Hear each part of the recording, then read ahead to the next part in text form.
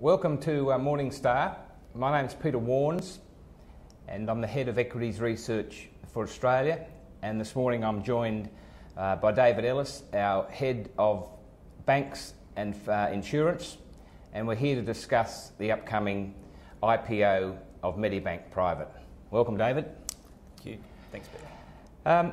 David, this is a very major IPO, the largest since Queensland National Rail. It came on the list a few years ago. Can you just give me a brief introduction as to what the business is all about? Sure. Medibank Private is Australia's largest private health insurer. Has a market around 30%. It's long established. It's obviously owned by the Australian government, and they're intending to IPO the business later this year. And the program of the IPO is a pre-registration expected to open by the end of this month, by the end of September. Yep. And the prospectus is expected to be released by the end of October, and the Medibank is expected to list on the ASX in December. So that's the process. So at the end of September for pre-registration, or the release of the pre-registration, prospectus end of October, right. Listing on the ASX in December. And Morningstar will have some discussion and some research out on all those steps, if you like, in the process, from pre-registration to prospectus to then covering once it's listed. Is that correct? Yes, that's correct. So we'll have a detailed IPO preview report released this week. So released on approximately on the 25th of September. Yep. Just to precede the pre-registration period, and then we will have an IPO report, and then when the stock lists on the ASX in December, we'll have a full coverage will commence, and we'll have a full company report in December. Excellent. So we've got Medibank Private with almost 30% of the market. Yes. We have the top five with 82%. Yes. It sounds like a fairly cosy oligopoly. It's almost bankish. It is. Tell us a little bit about what you expect in terms of return on equity and the sustainability of that return on equity. Sure. Well, Medibank's most recent published accounts are for 30th of June 2013, and the return on equity was just over 15%. So looking forward, looking at our forecast, we would expect that return on equity to progressively improve, to increase closer to 20%. Medibank's only listed peer, that's NIB Holdings, its return on equity is a touch over 20%. So that's what I'd expect Medibank to progressively improve.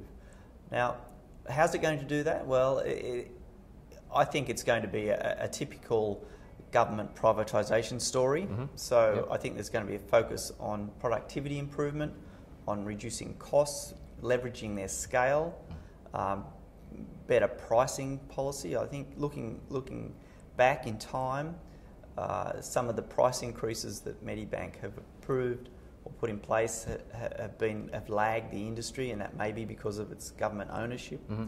So once it's privatised, there'll be more focus on, as I said, on productivity, on reducing costs, and improving returns, profits, and return on equity will flow from that.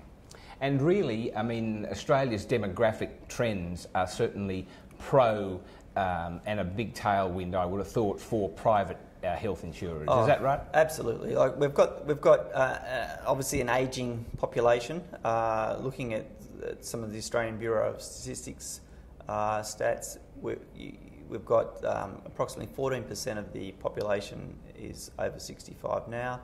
Over the next 30-40 years, that's expected to increase to close to 25% of the population. Yep. So you've got an ageing population, and obviously the demand on the healthcare system increases exponentially as the population ages. You've got a growing population as well. You've got government, what we call carrots and sticks with their taxation policy. So there's encouragement to take out health insurance, and there's penalties if you don't have health insurance. And then overarching to this strong industry tailwind, so good long-term growth prospects, overarching that is the regulatory system. So the health insurers apply for, each year they apply to increase their premium amounts through the government regulator. And so all things being equal, the private health insurers are recovering their claims costs each year with premium increases. And then you have this concept of risk sharing across the industry. So private health insurers that have got a high proportion of older, more clients, customers that are using the health system more, well then those insurers benefit from this risk. They get subsidised, do they? They get subsidised. The guys that have got healthier policy holders. That's right. As an example, NIB, which targets the under 40 years age for its policy holders, it actually pays into this risk sharing arrangement. And so last year it paid nearly $200 million, whereas Medibank, which has got an older demographic in its policyholder base, it actually received a payment of $100 million. So this risk sharing across the industry really does reduce the risk from an investor's perspective. And then on top of that, you've got the regulator aims for a bottom line net margin of between 3 and 6% across the industry. So it's a low risk industry. It's difficult really for a private health insurer to lose money.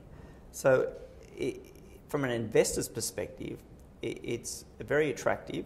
Private health insurers like Medibank should generate long-term, modest premium growth, profit growth, and of course dividend growth. So there will be a lot to read, obviously, in your next 3 reports: pre-registration, pre-IPO after the prospectus is out, and then when we start covering it. All right, David, thanks very much. We look forward to reading a few pages of your reports in the future.